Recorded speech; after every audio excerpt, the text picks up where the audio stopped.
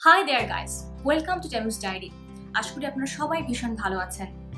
Colour idioms এর গত পর্বে আমরা জেনেছিলাম 6টি বিভিন্ন রঙের কালার ইডিয়ম, তাদের মিনিং, এক্সাম্পলস এবং অরিজিনস। আজ আমরা নতুন 6টি কালার ইডিয়ম এবং তাদের সম্পর্কে বিস্তারিত জানব। চলুন শুরু করা যাক। আমাদের প্রথম কালারটি গ্রে। গ্রে থেকে ফ্রেজটি হলো গ্রে ম্যাটার, যার অর্থ ইন্টেলিজেন্স, ব্রেইনস অথবা বুদ্ধিমত্তা। এই তিনটির যে কোনো একটি বোঝাতেই গ্রে ম্যাটার ব্যবহৃত হয়ে থাকে। উদাহরণস্বরূপ বলা যায়, আমরা অনেক সময় বলি, কি যাতা বলছো, have you lost your mind? এই মাইন্ডের জায়গাটিতে গ্রে ম্যাটার দিয়ে রিপ্লেস করলে বাক্যটি দাঁড়াবে, have you lost your grey matter? Have you lost your grey matter? যার অর্থ বুদ্ধিশুদ্ধি সব খুঁয়েছ নাকি? এখানে বলে রাখা ভালো, গ্রে ম্যাটার এই ফ্রেজটির উৎপত্তির কারণ হচ্ছে আমাদের মস্তিষ্কের সেন্ট্রাল নার্ভাস সিস্টেমের অন্যতম দুটি প্রধান টিস্যুর একটি হচ্ছে গ্রে ম্যাটার, যেটি সিদ্ধান্ত নেওয়ার মতো সব ধরনের গুরুত্বপূর্ণ কাজগুলো চালিয়ে থাকে। এবং এই জন্যই গ্রে ম্যাটার থেকে ইন্টেলিজেন্স বা ব্রেনস এই কথাটির উৎপত্তি। আমাদের দ্বিতীয় রংটি হলো পিঙ্ক। পিঙ্ক থেকে ফ্রেজটি হচ্ছে গেট দ্য পিঙ্ক স্লিপ, যার অর্থ to be laid off or to get a termination letter from job। চাকরি থেকে বরখাস্তের নোটিশ পাওয়া। বাক্য গঠন করতে গেলে এভাবে বাক্য গঠন করা যাবে, many factory workers have gotten the pink slip in recent months। এই ফ্রেজটির সূত্রপাত কম্পিউটার আবিষ্কারের পূর্বে। সেই সময় দাপ্তরিক সব কাজ কারবার করার জন্য নোটিশগুলো হাতে লেখা হতো এবং নোটিশগুলোকে আইডেন্টিফাই করার জন্য বিভিন্ন রঙের পেপার ব্যবহার করা হতো এবং সাধারণত টার্মিনেশন লেটার বা কাউকে বরখাস্ত করা হবে সেই লেটারগুলো পিঙ্ক কালারের পেপারের ওপর লেখা হতো এবং সেখান থেকেই গেট দ্য পিঙ্ক স্লিপ মানে হচ্ছে চাকরি থেকে বরখাস্তের নোটিশ পাওয়া। আমাদের নেক্সট কালার হচ্ছে ব্রাউন, যার থেকে ব্রাউন ব্যাগে।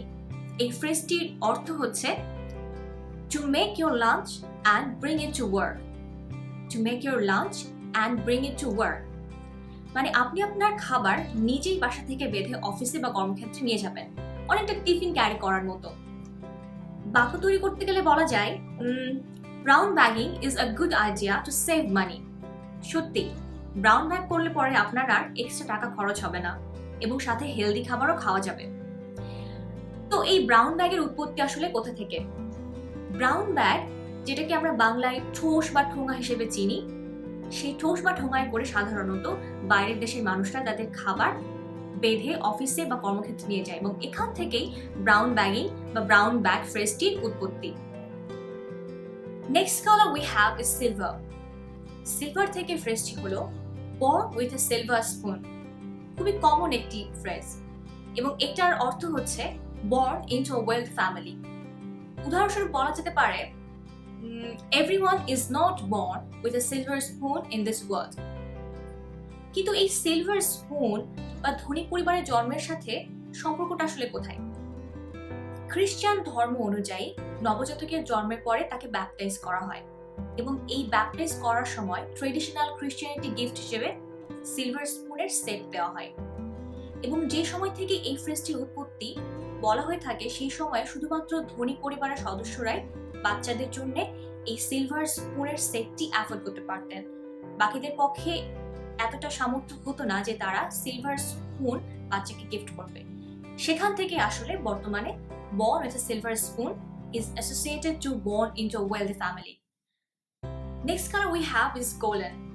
গোল্ডেন থেকে ফ্রেজটি হচ্ছে golden opportunity, যার অর্থ an opportunity which cannot be missed, which should not be missed। একটা সুবর্ণ সুযোগ যেটা আসলে হাতছাড়া করা একদমই ঠিক নয়। উদাহরণস্বরূপ বলা যেতে পারে, winning lottery ticket was a golden opportunity for my sister to visit abroad। আমরা সবাই জানি গোল্ড বা স্বর্ণ এর মূল্য এবং চাহিদা আদি যুগ থেকে শুরু করে আজ অবধি কখনোই কমেনি এবং এই কারণে কোনো একটা অপরচুনিটি যদি বিশাল বা খুব সুন্দর হয়ে থাকে তাকে আসলে গোল্ডেন বা স্বর্ণালী অপরচুনিটি বা স্বর্ণালী সুযোগ হিসেবে অভিহিত করা হয়। এই স্বর্ণালী অপরচুনিটি বা গোল্ডেন অপরচুনিটিটা আসলে এইভাবেই চলে এসছে। And last we have the colour purple. এই পার্পল থেকে ফ্রেজটি হচ্ছে পার্পল প্রোজ, যার অর্থ prose that is too much exaggerated or too much elaborate. উদাহরণস্বরূপ বলা যেতে পারে, we should always try to avoid purple prose in writing. এই ফ্রেজটির উৎপত্তি প্রাচীন কবি হোরাসের কাছ থেকে।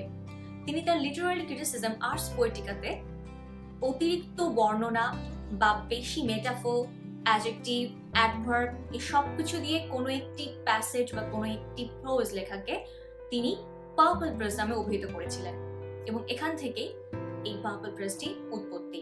আশা করি ভিডিওটি আপনাদের ভালো লেগেছে। যদি ভালো লেগে থাকে, প্লিজ লেট মি নো।